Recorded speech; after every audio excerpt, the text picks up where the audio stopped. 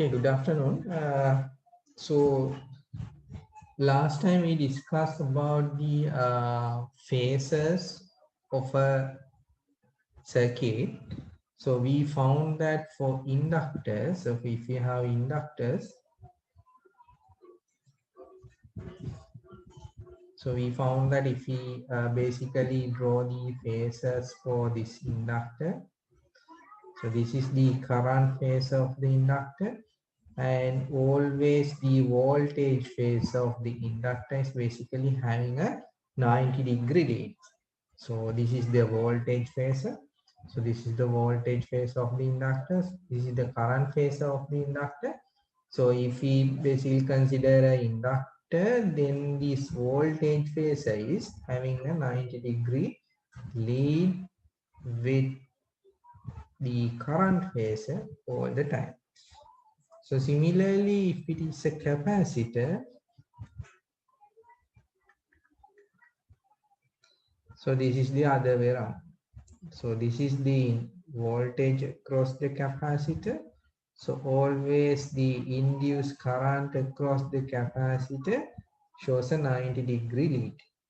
So this is the voltage phasor and the current phasor for a given capacitor. So this is the summary we can brought it from the previous discussion. So now, so we are planning to develop a phasor diagram. Phasor diagram.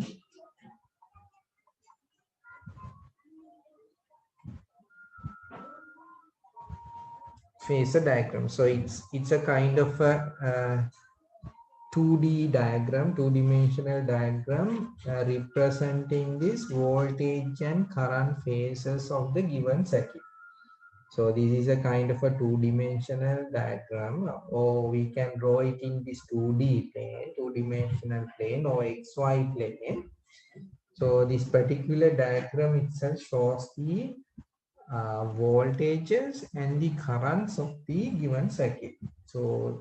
So this is the example we basically look into. So this is the example. So we have a kind of a circuit having the series elements. So we have a resistor, inductor, and the capacitor. So those are in series with the external voltage source of VG. So the current, so these values are basically marked as phases.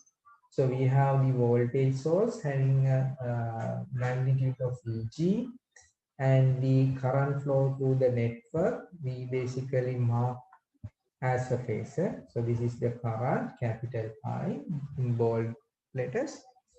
So then we have this voltage drop across the resistors VR, and this is the induced impedance of the inductor J omega L, and the drop across the inductor is VL, and so this is the induced impedance of the capacitor minus J over omega C, or else 1 over J omega C, and this is the induced voltage across the capacitor.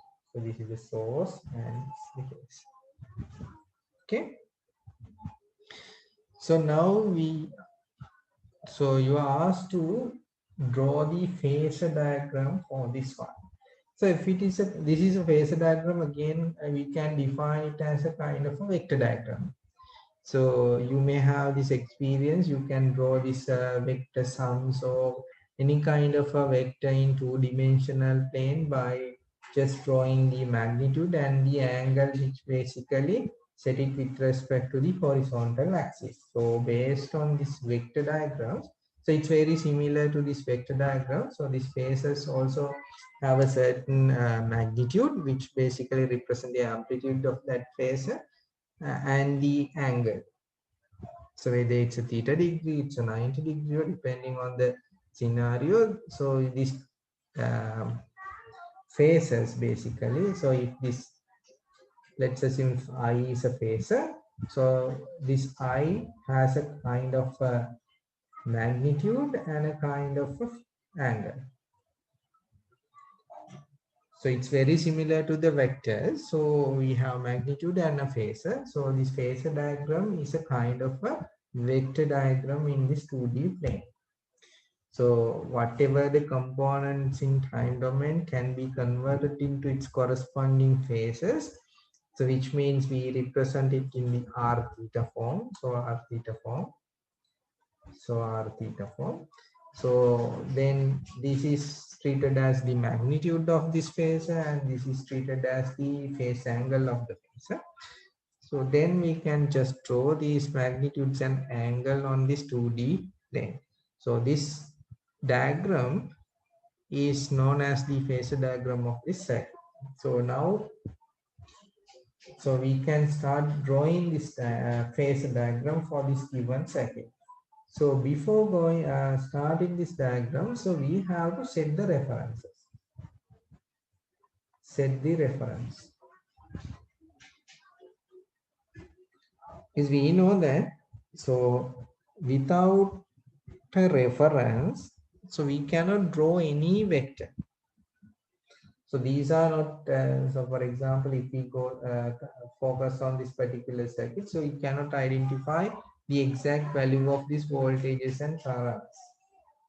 So then we should basically set a kind of a reference and we can draw the rest of the phases with respect to that reference. So first we have to set the reference. So then can draw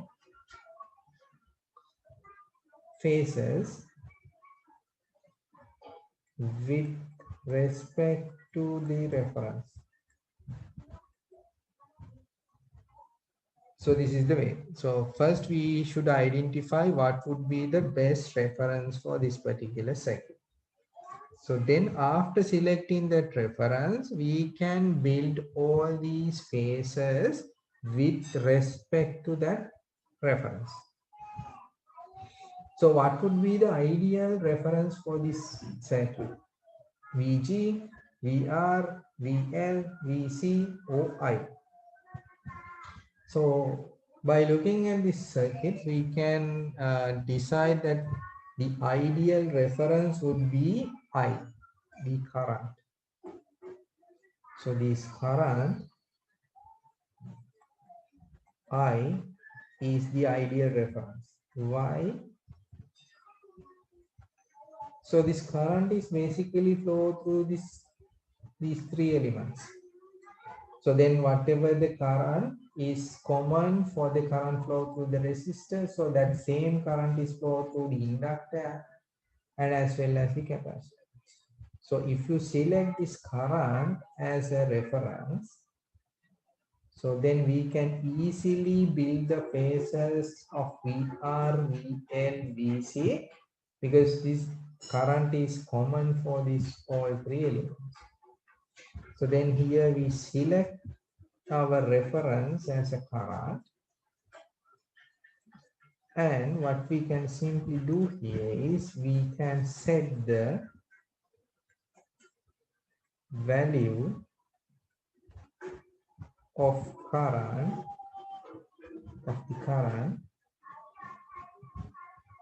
I like this 1 and angle of 0. So we can set the current, the magnitude of the current as 1 unit and the angle is 0. So then whatever the phases we develop with respect to this current I, which is our reference, so all the magnitude are with respect to this one. All the angles are with respect to the 0.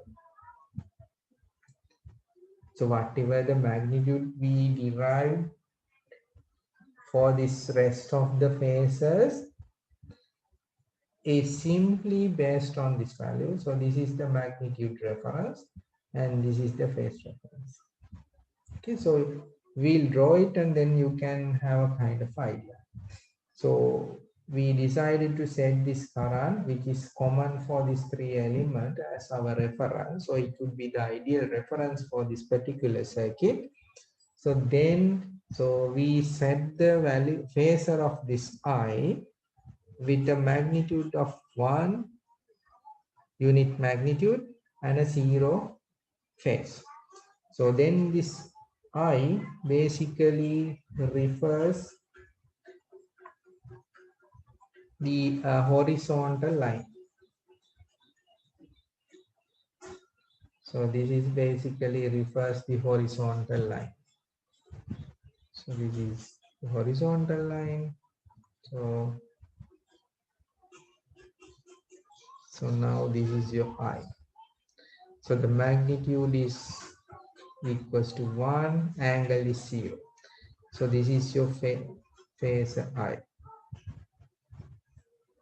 So we select the reference and set it to this format. Keep the magnitude unity and angle 0. So this is your reference. So then we basically develop the rest of the phases with respect to I. So what about VR? So what about VR? So can you draw the phasor for the VR? So we can easily get the VR, which is equals to I into R. So the phasor VR is basically R times the current phasor. So this is the current phasor, and so just scale it up by R. So then the phasor VR would be like this. So this is the phasor VR, which is equals to R times the phasor I. So it means this magnitude is basically R and angle is still 0. So if you just put it like this, so the magnitude is R and phasor is 0. So here its magnitude is 1 and phasor is 0. Because like for the resistor, so the voltage and current are in phase. So VR and I are in phase. So in phase means there won't be any phase difference between the voltage and current. So they are in phase. So for the resistor, voltage and current are in phase. So what about for inductor? So we found that all the time voltage is leading by 90 degrees.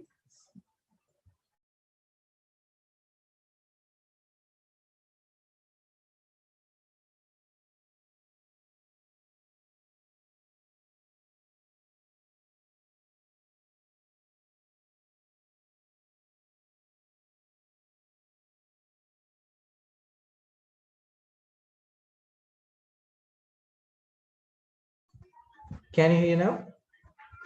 So hope you can see the screen. So can you hear now? Yes, you can see the screen as well, I guess. Yes.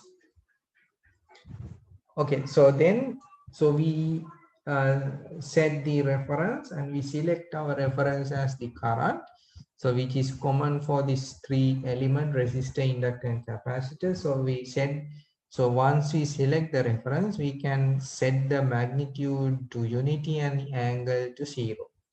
So that's why it's selected as a reference. So then whatever the phases we derive based on this reference has a relationship with the magnitude and the phase of the reference value. So whatever the magnitudes we derive by keeping this I as a reference, so all these magnitude are with respect to this unit amplitude, and all the phases are with respect to the 0 angle. So then we draw the voltage phasor for the resistor. So we know that the voltage and current are in phase, so there won't be any phase shift induced by the resistor. So whatever the voltage is simply in phase with the current. So we know the current flow through the resistor, so then we can easily draw the phasor, voltage phasor for the resistor. So it's in the same line, but the value is simply scaled up by the value of the resistance R. So then VR is actually R times the current phasor I. So then the magnitude would be R and the angle is still at 0 because they are in phase. So then we have this inductor there. So how do you draw the phasor for the inductor? So we know that all the time the voltage across the inductor would be leading the current by 90 degrees. So this is the current flow through the inductor. So the same current flow through the inductor. So you can basically draw the voltage phasor. So this is your VL. So this is 90 degrees. So as the value of this one, so this is actually omega L times the current phasor. And the angle is 90 degrees. So the current, the amplitude of the current would be 1. So then ideally, so this is like omega L. So the magnitude is omega L and the angle is just 90 degrees. So lead then voltage basically 90 degrees. So this is the voltage phasor of the inductor. So then we can move for the voltage across the capacitor. So for the capacitors, all the time this current is leading its voltage. So then we can draw the voltage across the capacitor like this. So this is VC. So always the current. So this is the current is basically lead by 90 degrees. So what about this? It's like 1 over omega c, an angle of minus 5 by 2. So this is the voltage across the capacitor. So the magnitude would be 1 over omega c and the angle is minus 5 by 2 with respect to the current phase. Okay. Now what about Vg? So Vg, if we assume that this is a kind of a vector, so Vg equals to, if you apply Kirchhoff voltage law, we can simply claim that Vg equals to Vr plus Vl plus Vc. So the vector sum of Vr, Vl, Vc gives the phasor of Vg.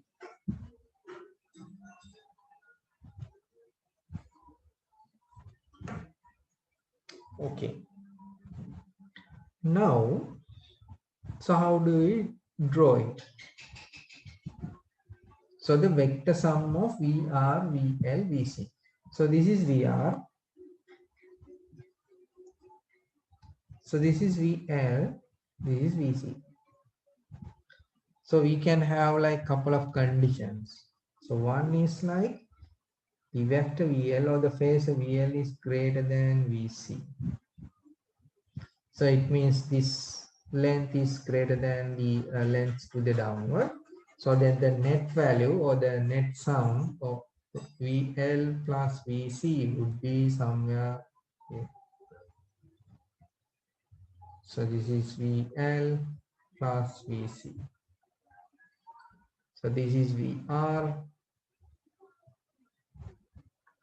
So then the net value, so this is where we are VG, sorry, this is VG.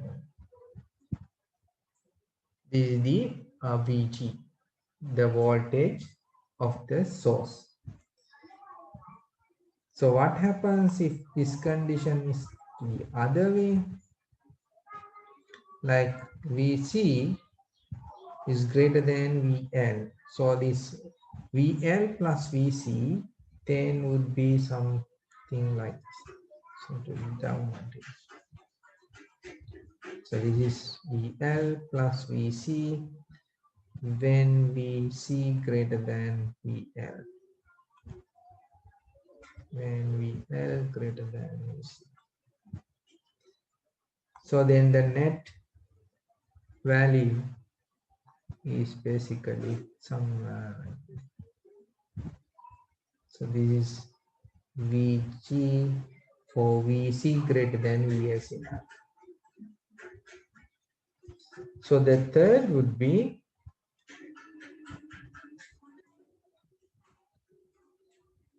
L equals Vc. So then VL plus Vc is 0. So the magnitudes are equal, but the directions are into the opposite. So then for this case, Vg is simply equals to Vr. So the third case, this becomes the Vg. For VL, vector VL of phasor VL equals Vc. So depending on the values or the magnitudes of VL and VC, we will end up with three phases.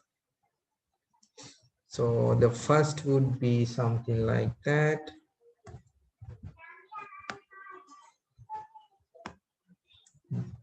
So the second would be something like that.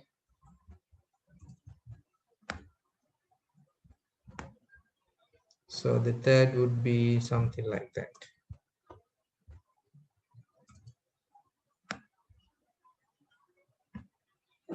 So this is actually VL greater than VC scenario. So this is VC greater than VL. So this is VC and VL. So these are the phases for these three cases.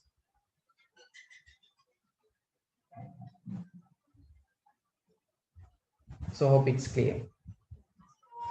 So if you have any doubt,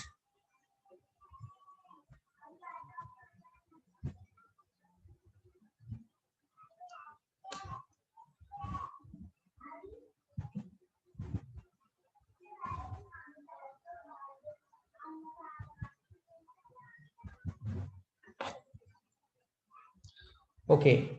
So if not, we will try one more example.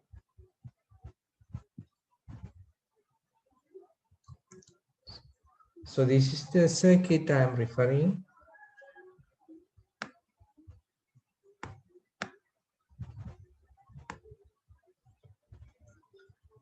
So we have an external current source and the phasor value of this one is magnitude 2 and angle of 30. So then we have two inductors. One is having this impedance of 2J, the other one is having 3J. And we have a capacitor having this impedance of minus 2J and a resistor of half ohm. So you are asked to draw the phasor diagram. So you are asked to draw the phasor diagram.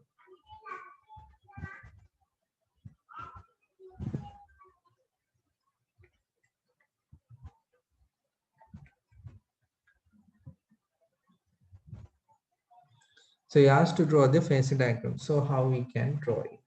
First, we have to set the reference.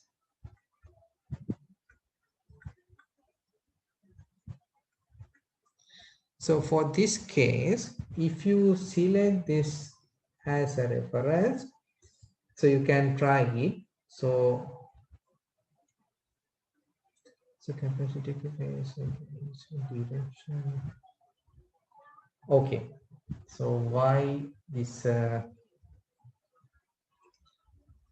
So this is clear. So if it is an inductor, so this is the phasor relation. So you have this current phasor here. and a voltage phasor here.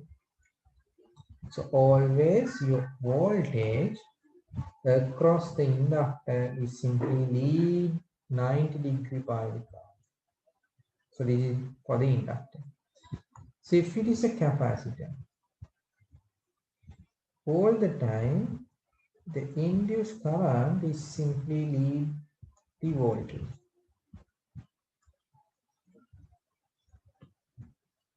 Okay, all the time your current is simply lead the voltage by 90 degrees.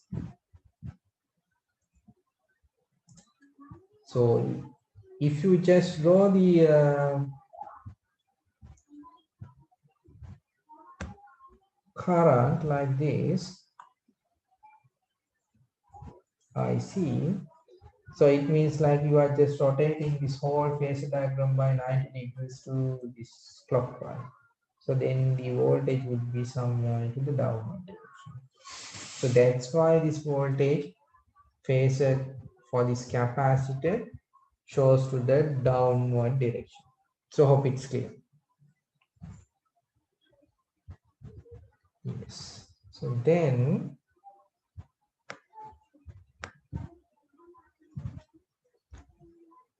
yeah. So for this case, the ideal would be the current I3, this one or this one. Because if you start from here, so you can try it for a later time. So then you can realize after this point, so you cannot develop the phasor diagram. So for these cases, the ideal would be either I3 or VC. Or else you can think of EL2 as well. But for certain cases, so if you try to develop this phasor diagram with respect to different references, in certain scenarios, you cannot develop the rest of the phasor diagram. So you have to basically stop at some point. So for this case, let's assume your reference is VC, the voltage across the capacitor. What is the key point to select the reference? So it means like you need a clue to select the reference. So no such key point, but so once you select the reference, so whatever the voltage and currents we basically develop later are derived from with respect to that reference. So then you should be mindful by selecting the reference. For example, you can try it for this particular case. If you select your reference as this I1, so definitely you cannot develop the rest of the phases with respect to I1. So you can see like how it is difficult once you select other quantities as a reference. So let's discuss first and see like can you get this idea. So for this particular scenario, I'm selecting the reference as the voltage across the capacitor and set the value to unit magnitude with a 0 phase. Okay, so then we'll try to draw the phasor. Okay, so now this is your VC. So this is VC, magnitude is 1 and a phasor is 0. Okay. If you know the voltage across this capacitor, you can easily develop the current phasor. So you know that all the time the current flow through the capacitor shows a 90-degree phase lead with respect to the voltage. So then definitely the current should be something. So this is your I3.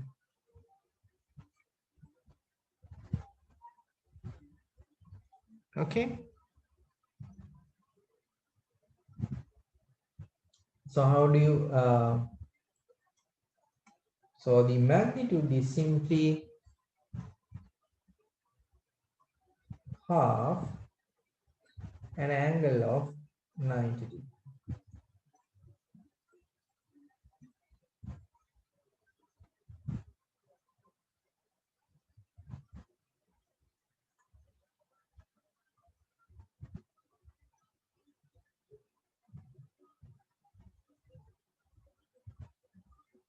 Okay.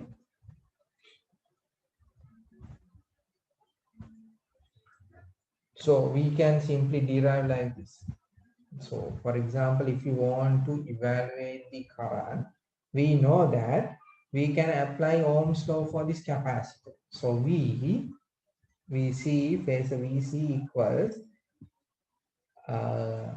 impedance minus 2J into current. So then I3 phasor would be phasor VC divided by 2J minus 2J. So then if you convert it to polar form, this because this VC itself has a magnitude of 1 and phasor of 0. So you can simply say that. So here the magnitude is half, and this minus j can be converted into the exponential as e to the power minus 5 by 2. So once you bring it to the numerator, so it becomes minus 5 by 2. Okay, so the magnitude is half and the angle is this plus 5 by 2, because so the denominator you have minus 5 by 2, so it's something like that. So this minus and the j term can be converted into magnitude of 1 and phasor of minus 5 by 2. So this is a very well-known thing. E to the power minus j 5 by 2 equals cos 5 by 2 minus j sine 5 by 2. Okay, so cos 5 by 2 is 0. Sine 5 by 2 is 1. So this is ultimately reduced to minus j. So if you have minus j in your expressions, you can immediately convert it to e to the power minus j 5 by 2. So this can be represented as a polar form with a magnitude 1 and a phasor of minus 5. So this is the derivation of this one. So then ultimately I3 phasor. So for easiness, I'll put this bar to show that vector. So otherwise I have to bold it. So keep in mind these are kind of vectors, phasors, VC phasor, I3 phasor. And so the phasor I3 would be the magnitude of half an angle of 5 by 2. So it's basically drawn here. So then we can move to the next. So if you know the current phasor, you can build argument so that same current is flow through the inductor. So this inductor, and you can draw the VL2, which is the phasor of this inductor 2 with respect to I3. So we know that for inductors, always the induced voltage lead the current by 90 degrees. So then this would be VL. So this is VL2 having this 90 degrees with respect to the current.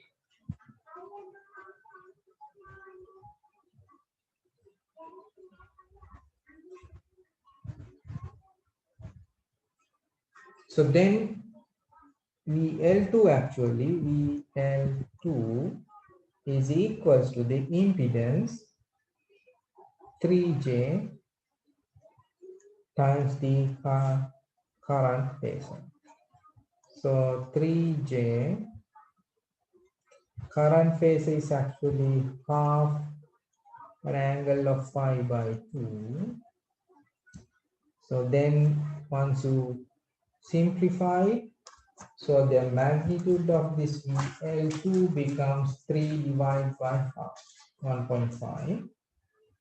So the magnitude would be 3 divided by 2, and this J can be absorbed to the space as a 5 by 2. So then altogether this becomes 5. So here this is like 3 divided by 2 with an angle of 5. So now V3 also there. So we finish this one, and this one. So then how do we draw this, the rest of the phases? Okay.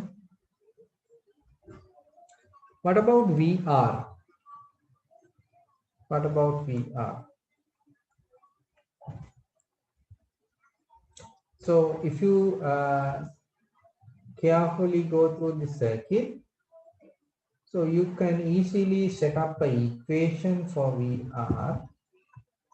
VR is actually equals to VL2 plus VC. So the voltage drop across the resistor would be the sum across this inductor 2 and the capacitor. VL2 plus VC gives the voltage drop across this half form resistor. So from Kirchhoff voltage law, so we can simply argue that this is right. So then this is your VL2. So this is your VL2. This is your VC. So VC has a magnitude of 1 and VL2 has a magnitude of 1.5. So if you sum these two, VR is basically here. So this is VR and magnitude would be half. Because here you have 1.5 and this is 1. So if you just sum these two vectors which are in opposite direction, so then the magnitude should be subtracted. So the magnitude would be 1.5 minus 1. So the ultimate resultant magnitude for the voltage across the half form resistor is half, and angle is still 5 by 5 because this is to the direction of this. So the magnitude is half and the direction is simply along to the left hand side. So this is VL2 and VR are basically equals. So now we basically done this one. VR. So if you know VR, you can easily evaluate the current to I2 phasor because across the resistor voltage and current are basically in phase. So from this you can simply say that I2 into half ohm should equals to VR, which is equals to half of angle phi. So then this is actually I2 is having the magnitude of 1 and angle of phi. So then, so this is I2. So I2 has a magnitude of 1 and angle of phi.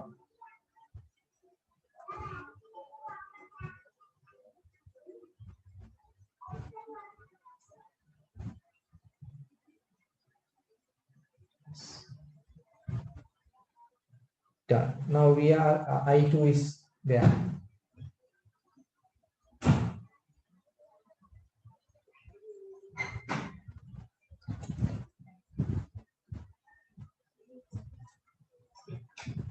So then we can move to the next phase. So this is also done. I2 also done. Now we can draw either I1 or EL2. So next would be I1. Because we know both I2 and I3. So if you just apply Kirchhoff's current law, we can simply say that I1, vector I1 or the phasor I1 is equals to I2 plus I3. So by applying Kirchhoff's current law, we can simply say that the phasor I1 is equals to the sum of these phases of I2 and I3. So this is I2. So this is I2 and this is I3. So here you have half magnitude and here we have, so we will just put, so this is half. So then this is the,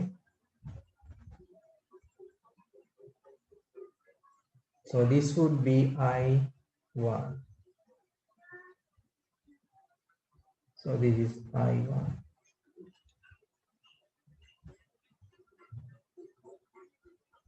So here the height is half. So here the height is 1. So you can just evaluate the magnitude and the phasor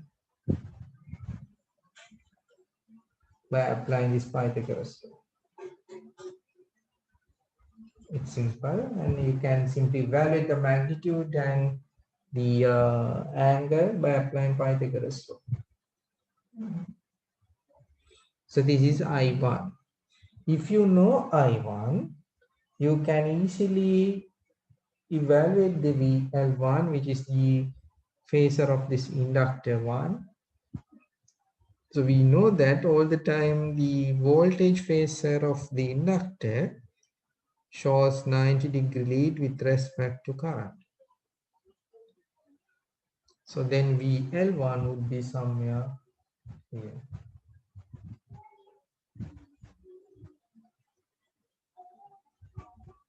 This is 90.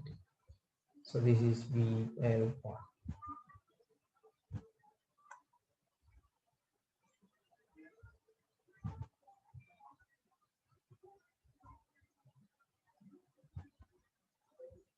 Okay.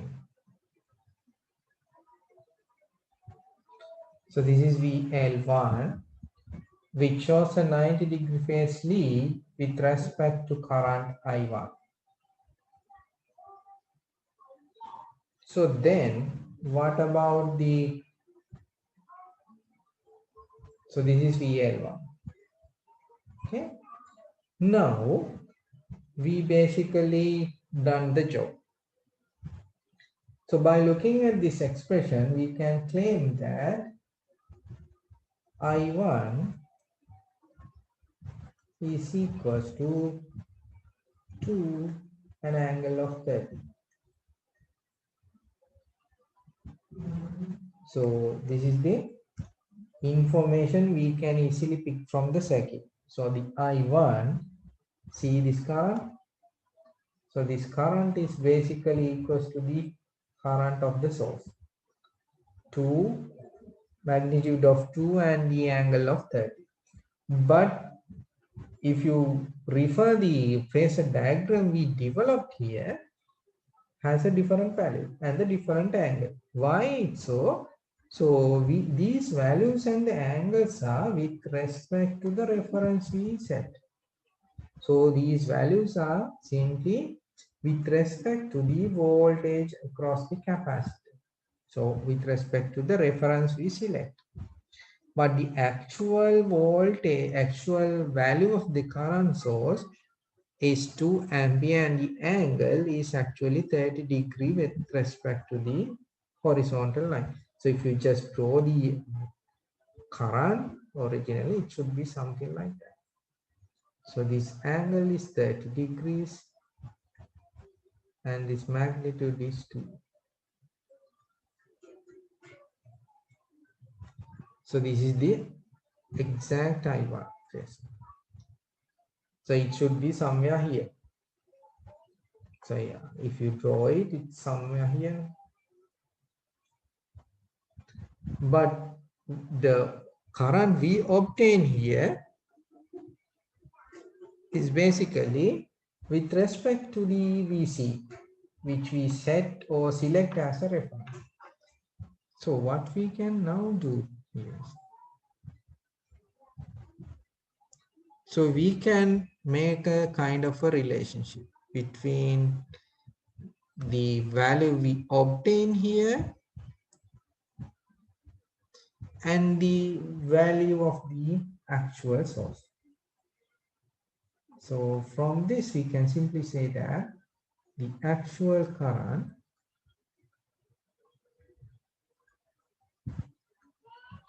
equals to an angle of 30. So let's assume this angle is like theta for the time being. So the derived current with respect to voltage phasor VC is actually I1. So you can easily get the magnitude by using Pythagoras law and the angle of theta.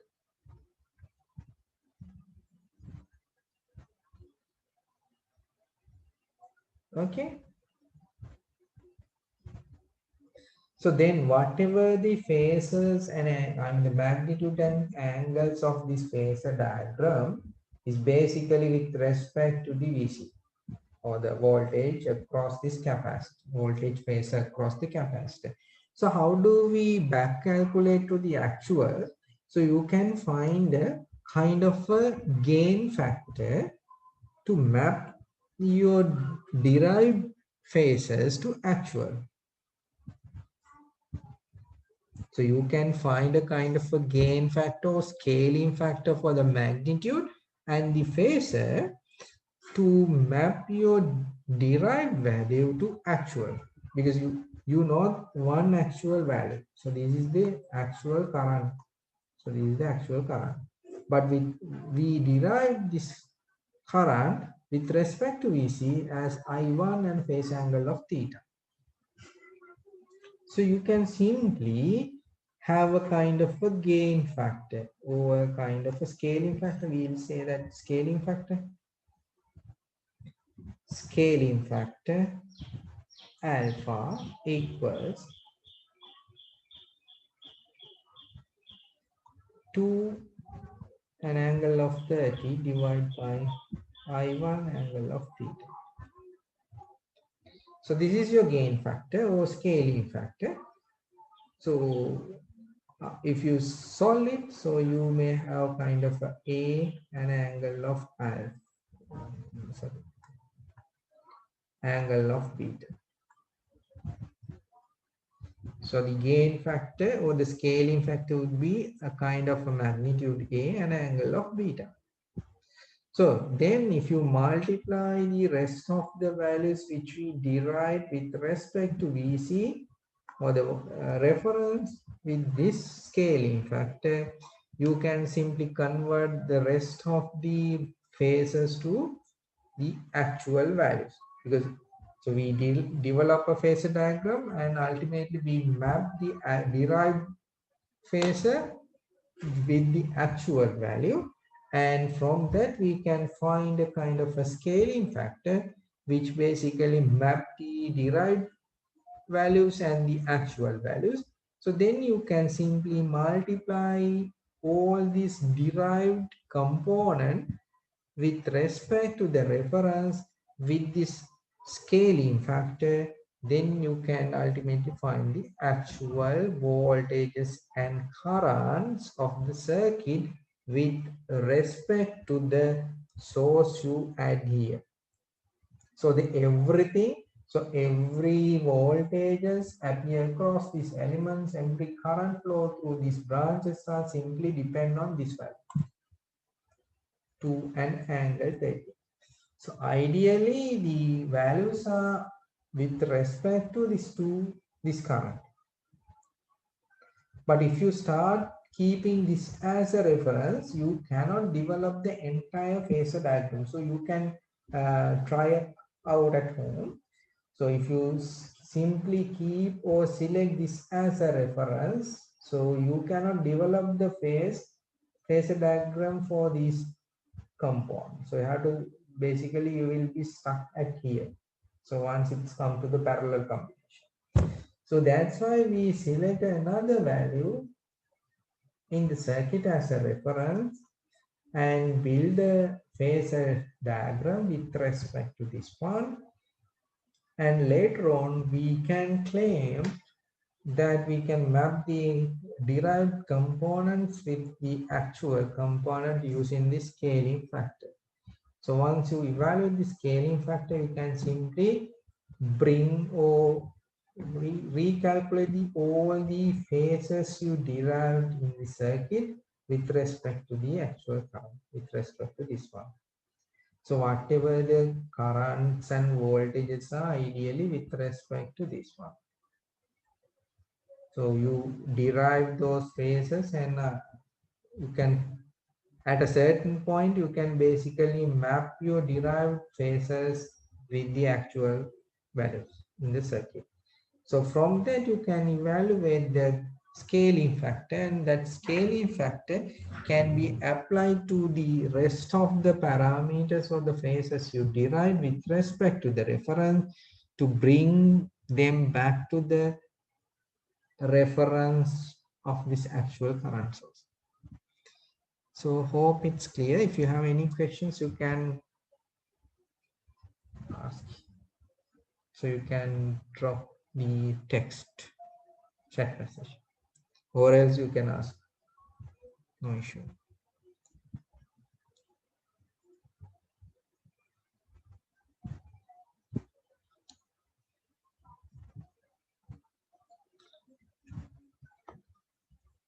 Okay, so seems like you don't have any questions. So either you don't have any idea about the stuff I explained, or else I assume that you are clear about the concept. So the selecting a reference is a bit tricky task. So what can I do for the exam? So I can give the reference. So you can select this reference as this voltage or current. So then so you don't need to worry about the selecting the reference, because for certain circuits, so whatever the reference you select may not be the ideal reference to build the entire phasor diagram. So sometimes you have to stuck it at certain point, because anyway you have to evaluate the angles and magnitudes. So otherwise you cannot build the entire phasor diagram. So for the easiness, so I can give the reference if it is a kind of exam question. Otherwise you can try out and see how to find a phasor, a reference for a given circuit. So there won't be any kind of a specific key point or rule of thumb. So it's depend on the scenario. So probably you can start with whatever the common value for a circuit, either a voltage or current across a capacitor or inductor, because then we have a kind of a good starting point, because we know by default, if we know the current or voltage across inductor or capacitor, you can immediately plot or build the corresponding current or voltage phases for these inductors and capacitors by thinking whether it's lead or lag by 90 degrees. So the ideal would be, so you have to select either current or voltage, either capacitor or inductor. So then you can easily develop the rest of the phases with respect to the reference. If you start from the source voltage or current source in the circuit, most of the time you cannot build the entire phasor diagram. So sometimes you may have a chance to get the entire phasor diagram, but most of the time there may be some issues. So the wise mode of moving forward is like selecting a reference voltage or current, and it is appear across the inductor or capacitor. Okay. So assume that you don't have any questions for this phasor diagram. So we'll move to the second order circuit.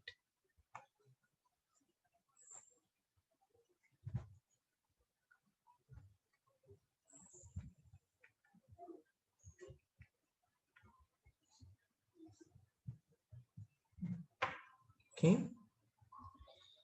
So so up to now we basically discuss first order circuits, where you have a single inductor or capacitor in the circuit along with the resistor and sources. So if you have sources, you will end up with a kind of a first order differential equation having this non-zero quantity in the right hand side of the equation. If you don't have any sources, you may ended up with the first order differential equation having your right hand side zero. So now we are moving to the next level, and let's think about a kind of a more general RLC circuit. So you have resistors, inductors, capacitors, and the sources as well. So in this particular example, you have a resistor, you have inductor, you have capacitor. So next would be, how do we analyze this kind of circuits having multiple resistors, capacitors, and inductors? So this discussion is limited to the second order. Sometimes if you have these multiple devices, you may ended up with this nth order differential equations. Not necessarily would be a kind of a second order, but this discussion is basically limited to second order circuit. So whatever the voltage and current can be modeled as a second order differential equation. Okay, let's apply Kirchhoff voltage law for this particular circuit. So once you apply Kirchhoff voltage law, you can evaluate the voltage across the resistor as IT into R. So this is VR, voltage across the resistor. So then we have an inductor. So the induced voltage across the inductor is basically L times the derivative of the current. So this is VL T, voltage across the inductor. So the third one is voltage across the capacitor. So the voltage across the capacitor, 1 over C, 0 to T by tau d tau plus VC0. So this is the voltage across the capacitor. So can be represented as the integral of its current, which is equals to Vg.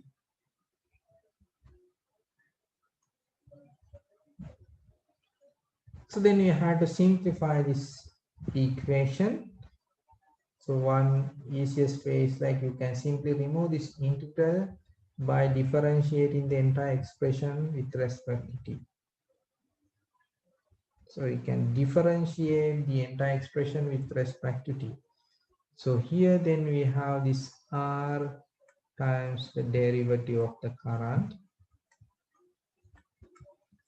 Here we have L times the second derivative of the current.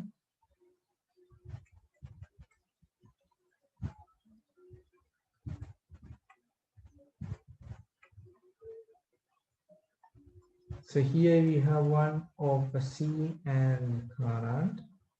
And once this is a constant. So this is a constant. So it's represent the initial condition of the capacitor. So if you differentiate with respect to T, it's basically vanished off because it's a constant. So this is equal to T. Assuming that, so let's assume it's the time varying quantity. So if you rearrange the terms and build a kind of a second order differential equation, so it's like that.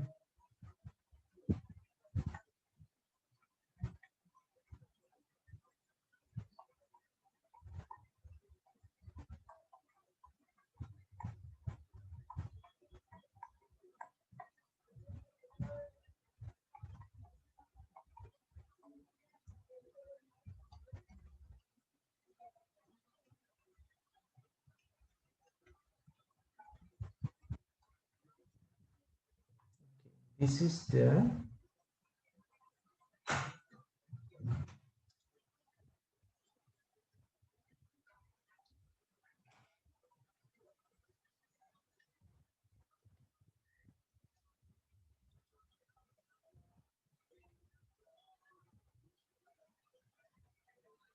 so this is the second order differential equation which we basically obtained for this circuit. So you have a second order term here. See, this is the second order term. So we have first order term, zero order term, and the right hand side also would be non-zero. Yes, ideally it should be non-zero because we have external source there. So that's why it's become a non-zero quantity. So if you don't have any sources in the circuit, so ideally the right hand side would be kind of a zero.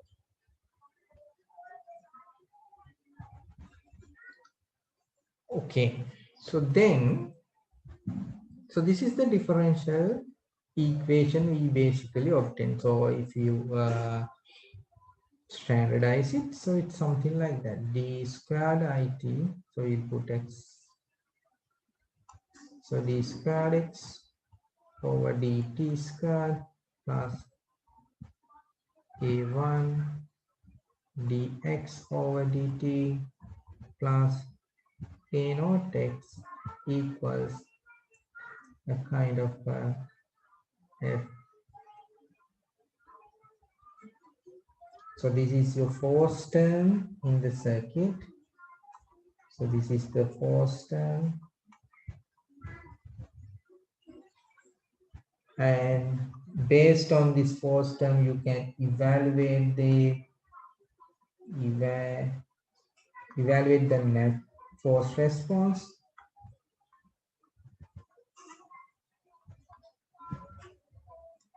XFT force response.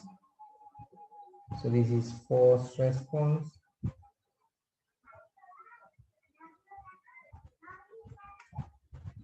And by looking at the left hand side, you can basically evaluate the natural response.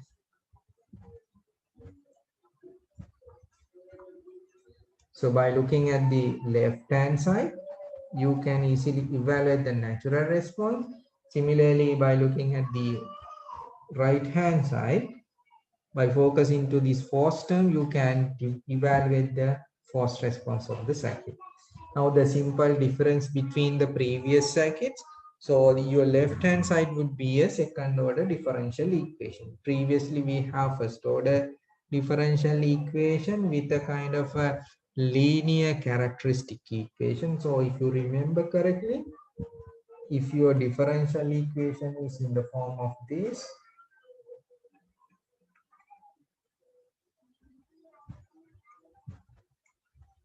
so we found that, so the characteristic equations,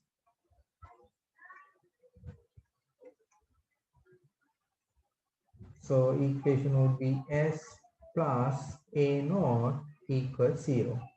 So how do you get the characteristic equation? So you can simply set the right hand side of the differential equation to 0. by neglecting or simply suppressing the effect of external sources, because the natural response would be a kind of a quantity induced due to the initial conditions of the circuit. So you can simply ignore the impact of external circuits. So then the whatever the differential equation has a zero value in the right hand side.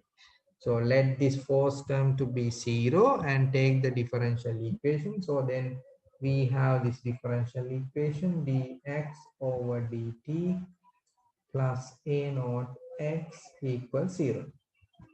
So this is the differential equation which we can use to evaluate the natural response. So then we can immediately convert it to the characteristic form, characteristic equation, by replacing this nth order derivative with s to the power n. If you have first order derivative, you can replace it with s terms. If you have second order derivatives, you can simply replace it with s to the power 2. If you have zeroth order derivative, you can simply replace it with s to the power 0, which means 1. So then you can get the characteristic equation for this differential equation. So as in the previous, we set the force term to 0, force term to 0. So then the differential equation would be in the form of this.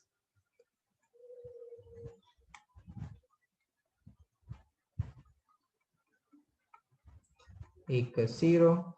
So then the characteristic equation is ideally s squared plus a1s plus a naught equals 0. So this is the characteristic equation. So the characteristic equation for the second order circuit is a quadratic equation.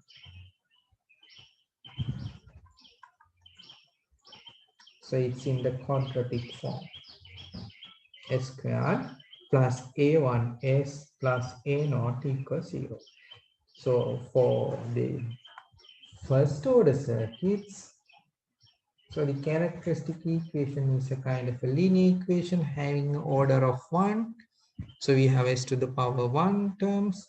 If it is a second order differential equation or the second order circuit, so your characteristic equation should be in general a kind of a quadratic form. S to the power 2 term should be there. Okay, so it's clear, I guess. So is there any questions? No? Okay. Now we found that for second order circuits,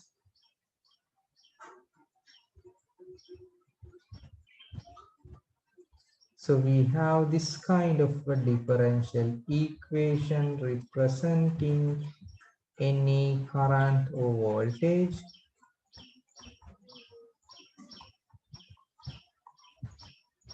And the characteristic equation would be s squared plus a1s plus a naught equals 0. Okay. Done. So now what happens? If it is a quadratic equation, so what about the roots? If it is a quadratic equation, so generally we have two roots. Generally we have two roots, S1 and S2. So in general, we have two roots because it's a quadratic equation. So it's x to the power 2. So we should have two roots. So what are the possibilities of having these two roots? So we can identify three scenarios. One is like two roots are two roots are real and distinct. Real, so those are real value and distinct. So it means S1 is not equals to S2, but they are in real domain. So those are real values like -1, -2, -5, like. So, but those roots are not equal to each other. So they have two different values, but these values are real. So this is the first type of roots. So the second type of roots. So two roots are real but equal. So then S1 equals S2 equals to S, which is real. So the second case is like the whatever the root you obtain for this characteristic equation. So those values are real, but the values are equals to each other. So the second scenario would be your roots of the characteristic equations are real and equal. So the third would be two roots are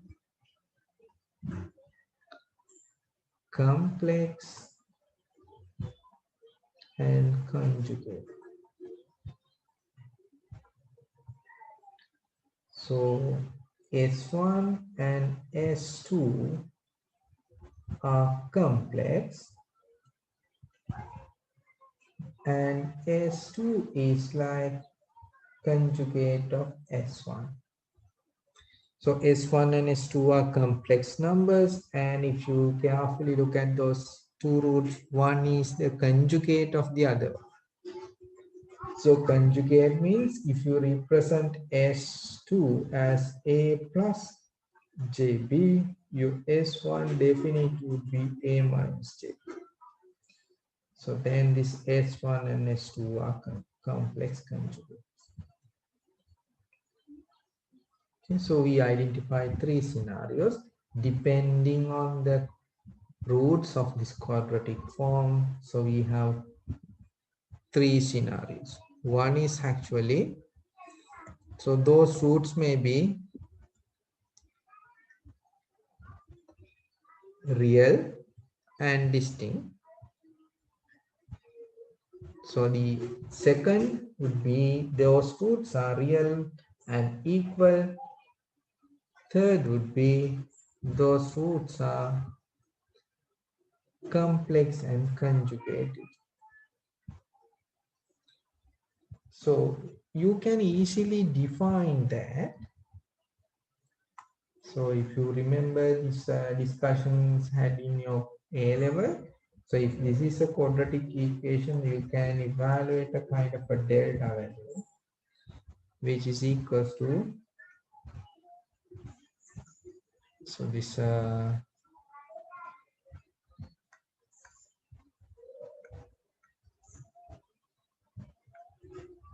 this quantity. So if your quadratic form is like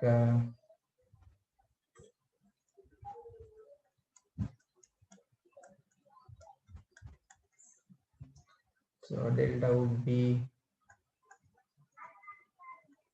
C, and the roots are actually minus A plus or minus square root divide by 2.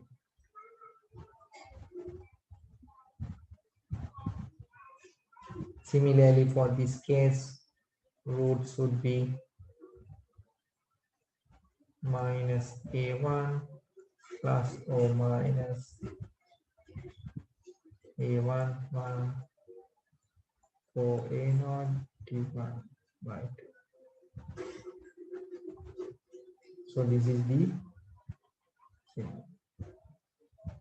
So then by considering this quantity, you can simply identify three set of roots. So for this case, this is greater than 0. So this is like equal 0. This is less than 0. So here it's a positive value, here it's a negative value, this is 0. So you can easily identify 3 scenarios by looking at the roots of these characteristic equations. Okay. So if those roots are real and distinct, so you have set of values. So if you have these roots are real and equal, so your solution would be something else. So if your roots are complex and conjugate, your solution gives a kind of a completely different value. So let's move to the solutions. How do we can get those things? Okay, let's think of this way. S, which is your roots of the characteristic equation, can be ideally represent using this sigma plus j omega. So sigma is actually the real quantity or the real component. So this is the imaginary component. Because these roots may be real or complex depending on this delta factor which we derived previously. So if this delta is 0 or greater than 0, so you will have these real values as the roots of this characteristic equation. So this if this delta greater than or equal scenario, omega would be 0, because then only you will end up with real roots. So if this delta is less than 0, so this omega is not equal to 0.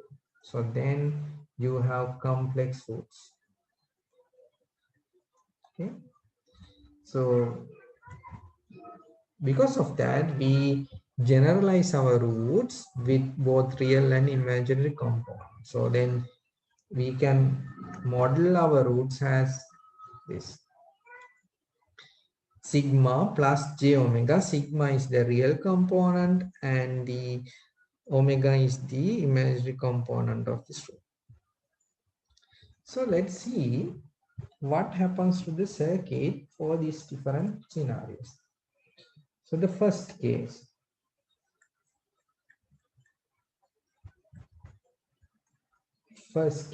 we have delta greater than 0.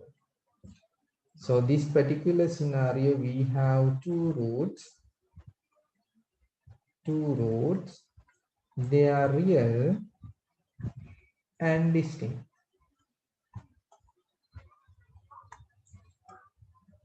So real means omega equals 0. So then you have these two roots. One is sigma 1. So the other root is sigma 2. Because those are real means your omega should be simply 0. So then S can be represent for this particular case with sigma only. So if it is a real root, so this quantity is simply vanishing and this is the only available component. So if they are distinct, so if they are different, so you can propose two sigma values.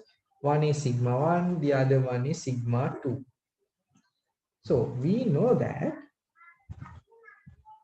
So from this first order circuit, your natural response or the solution for this characteristic equations ultimately map to the natural response, and it's like this: k e to the power st. So we basically found this s using this characteristic equation.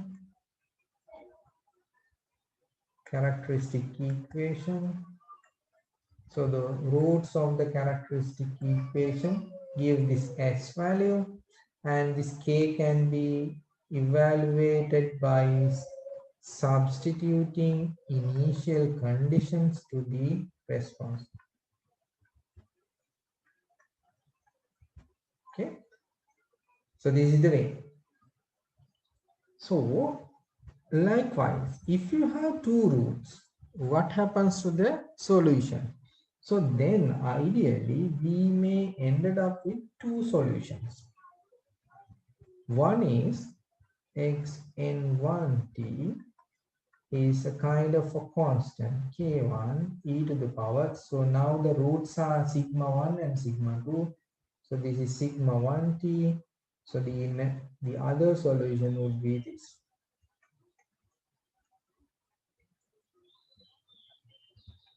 sigma 2t. So you have two roots and two solutions, two natural responses.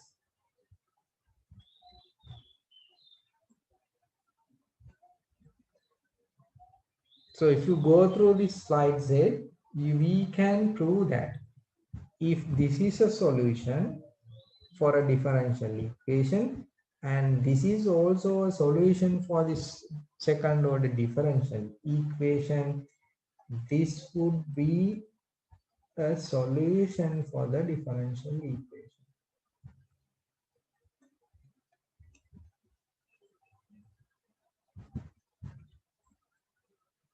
So if let's assume you have a second order differential equation. So if this is a solution for the differential equation and this is also a solution for the differential equation, you can simply prove this. So the sum of these two components also a solution of the differential equation. So this is basically proved in this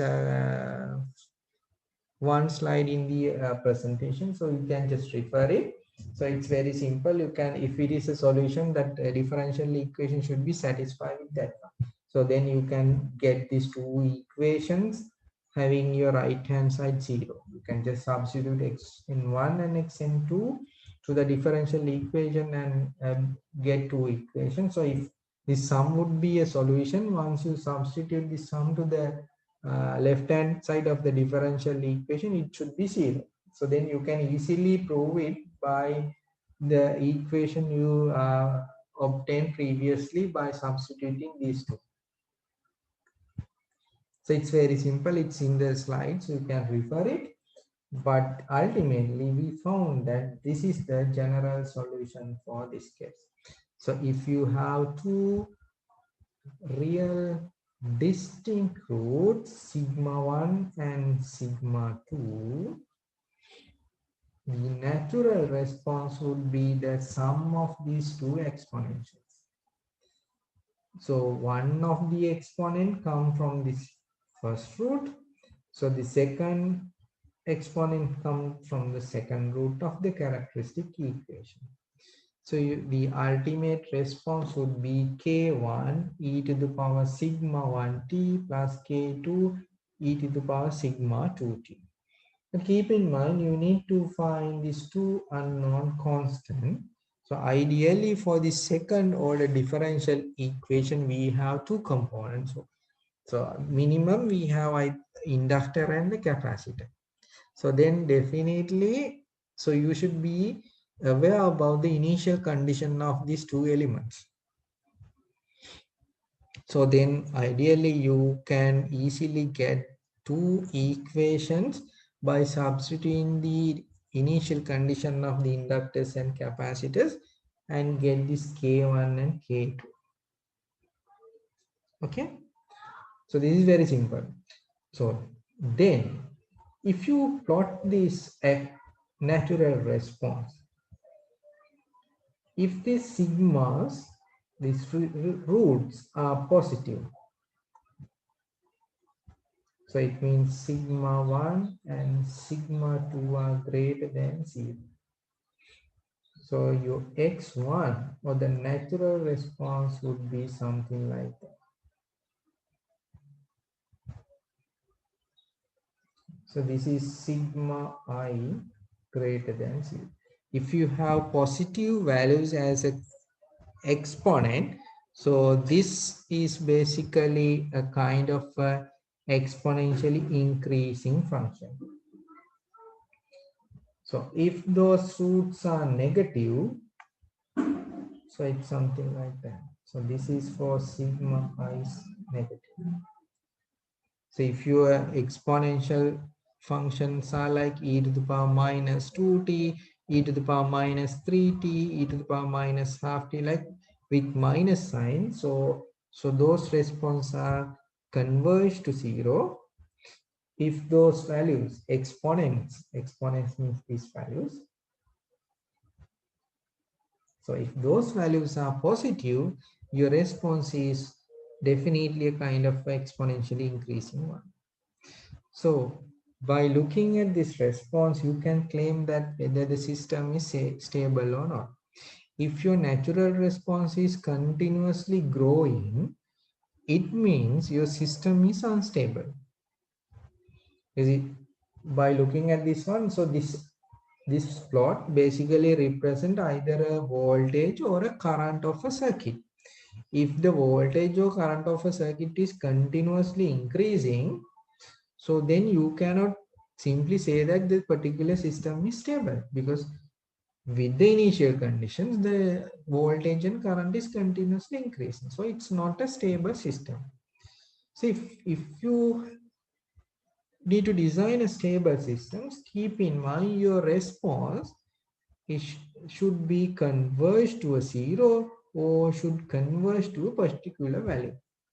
If it is a voltage or current response, it should be simply converged to 0, or else it should converge to a particular value. If it is a kind of a continuously increasing function, so that particular system is not a stable system.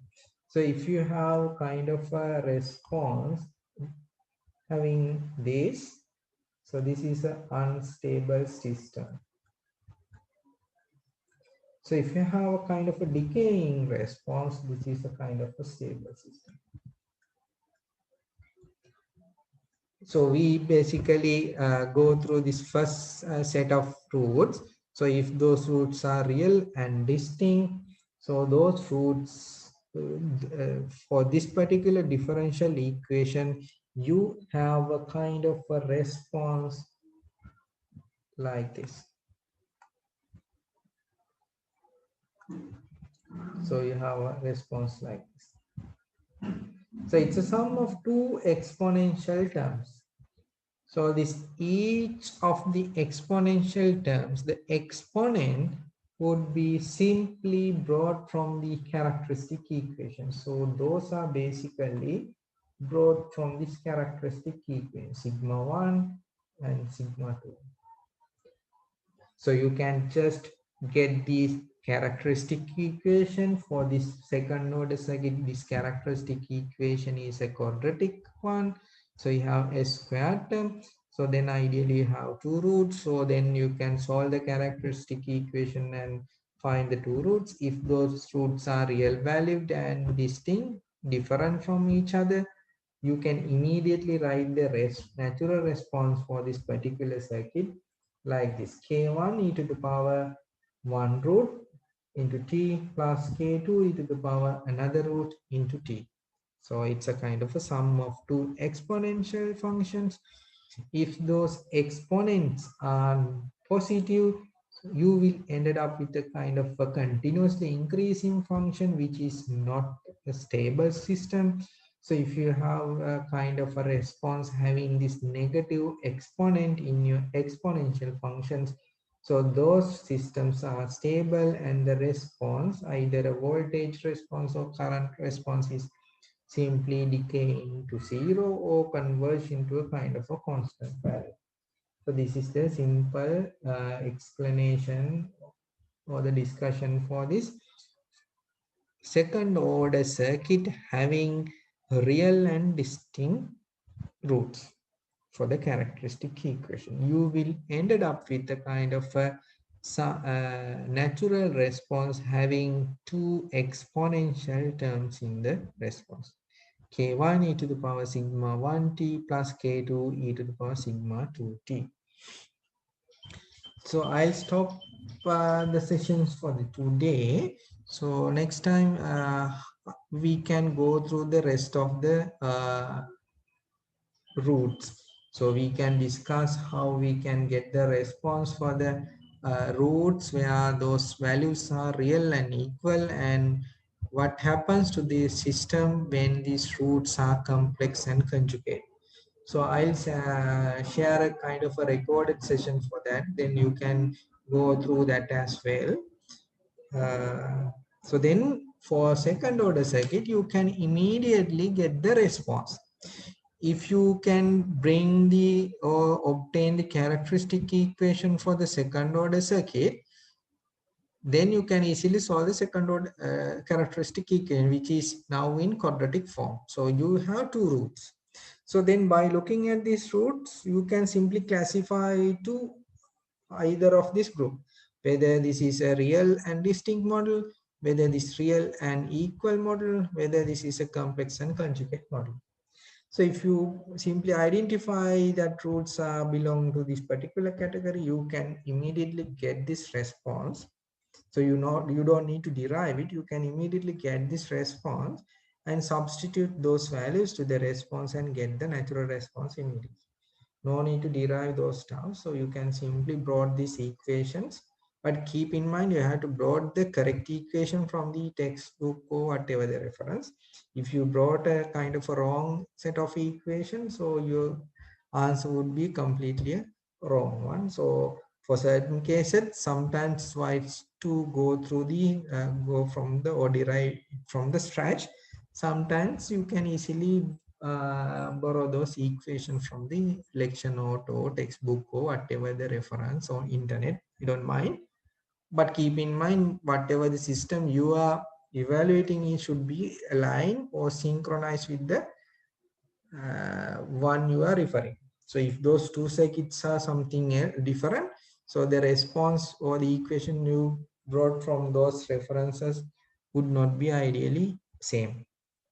So we'll discuss the rest of the groups or the rest of the root types during the next session. And yeah, so this is the simple explanation for the second order differential equation having real and distinct roots. Okay, so if you have any questions, you can raise now.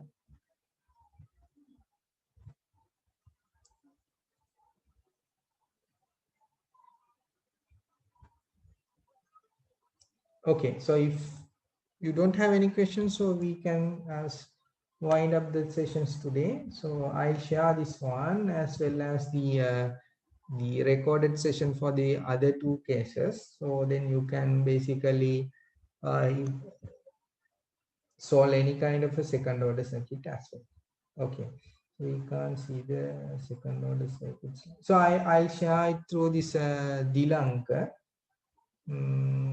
Yeah, so I'll send the slide set as well as the recorded sessions. Okay, thank you very much. Have a nice day.